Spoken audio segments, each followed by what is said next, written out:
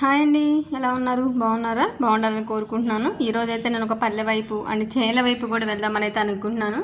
అక్కడ చేలో నాట్లు అయితే వేస్తున్నారు. యాక్చువల్గా మొన్న ఒక రోజు వెళ్తే మొత్తం బురదమ్మ వెనక్కి వెళ్ళిపోయి ఇంకొక రోజు వద్దు కానీ వర్షాలు పడి కదా అని అయితే అన్నారు. సరే కొంచెం ఎండు ఉంటుందిలే వెళ్ళొద్దామని అయితే స్టార్ట్ అయ్యాను అనమాట. ఇక్కడైతే దారిలో ఆవిడ గడ్డి అయితే కోసుకుంటూ ఉంటుంది. ఏంటమ్మా అంటే మా గెదరికేనమ్మా నేను కోసుకెళ్తాను, రోజు ఒక మోపు రెండు మోపులు అనేది చెప్పారు. ఆడవాళ్ళు ఎంత కష్టపడుతున్నారు, మగవాళ్ళతో సమానంగానైతే అనిపించింది గడ్డి కూడా కోస్తూ ఉంటే.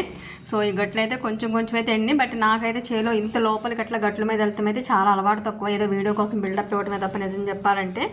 సో అందుకని చాలా కష్టపడి ఎక్కడ పడతానో అని చూసుకుంటూ అయితే చాలా జాగ్రత్తగా అయితే వెళ్తూ ఉన్న. పెద్ద పెద్ద గుంటలో గోతులు, ఎక్కడ పడిసేస్తానో పొరుగు పోతా అని అయితే అనుకున్నాను అనమాట 100%. కానీ చాలా సేఫ్గా జాగ్రత్తగా అయితే అక్కడి వరకు వెళ్ళి వాళ్ళంతా నాట్లు అయితే వేసుకుంటున్నారు బురదలోతులు. నేను చిన్న క్లిప్ ఒక 4 మొక్కలు పెడతాను, నాటుతాను ప్లీజ్ ప్లీజ్ అని అయితే వాళ్ళందరినీ రిక్వెస్ట్ చేశాను నేను. బట్ వాళ్ళైతే వద్దమ్మా లేనిపోయింది పడ్డామంటే ఎందుకు వచ్చిన గోళ అని అన్నారు.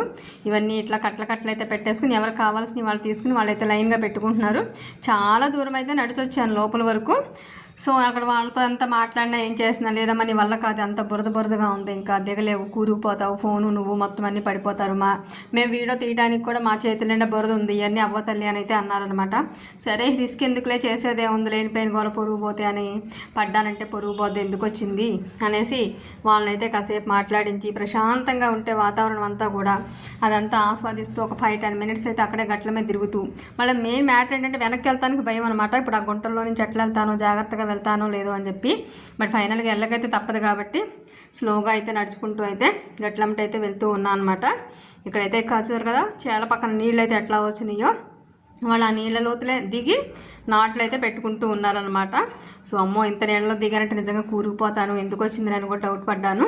వర్షం వల్ల వర్షాలు ఎక్కువ పడతాం వల్ల అట్లా ఉంది. దారి వరకు అయితే కొంచెం మారిందనమాట. Please watch it, thank you, subscribe.